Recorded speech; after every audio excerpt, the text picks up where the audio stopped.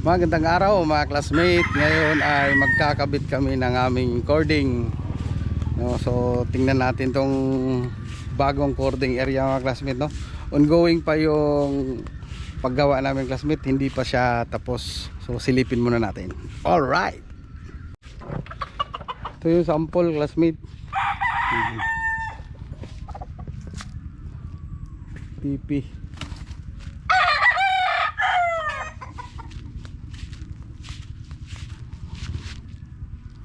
Siyempre, may manok. Yan o. Tanggalin namin yung fly pin dyan kasi masyadong mainit pala yung area na yan mga kasmit.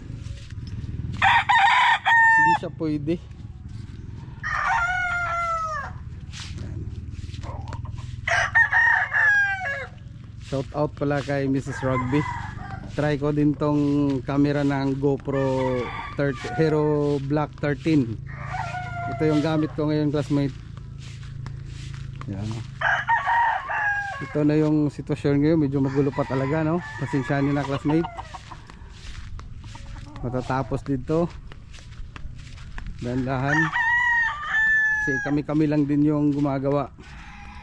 Puti tinulungan na ako ng mga kasama ko dito sa farm. Ta si Manongdong, yung kapatid ni Mrs.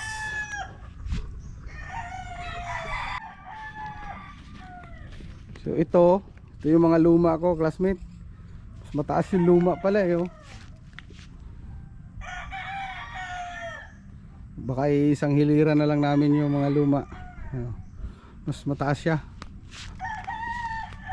compare dito sa bago naming TP. Ito sakto lang to mga classmate, kahit bagong harvest hindi siya ganun kataas pa. Magkakaroon na rin ng view to. Ayos to, oh. Yung range naman namin is 3 range area ang gagawin. Yan. Ito yung isa, yung kahon na yan classmate.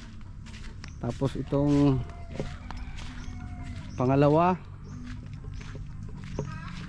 yung may bakang dalawa, tapos yung parang may bundok doon. Yan.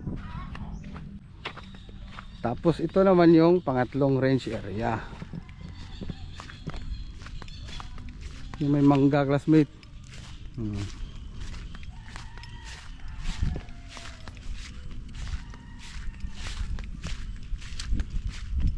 Siguro matapos tong range ano. Sana matapos tong yung katapusan. Para focus na kami dito lahat sa cording. Kasi hindi rin para basta-basta mag ano ng cording gawa.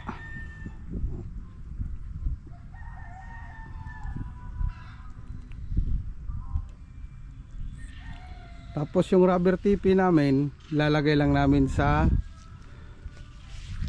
range area siguro, or hanapan na lang namin, or maybe dito lang banda. Tingnan namin kung anong maganda.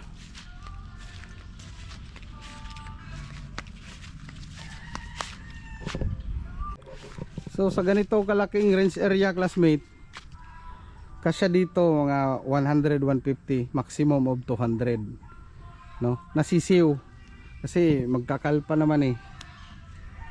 So 200 is okay na to dito. Maliit siya pero hindi na rin siya ganun ka crowded sa 200 sisiw. Kasi mayroon pa tayong selections dyan every month. Bawas ng bawas yan, no? Yung mga bansot, bawas na yan. So kung papalarin mga 150 goods na, medyo maluwang na siya.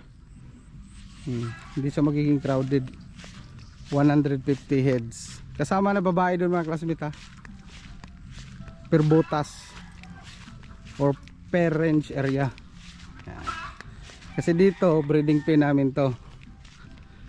Diyan pa rin ang breeding pen namin, tas hardening pen kasi medyo malilim siya eh. May portion na mainit.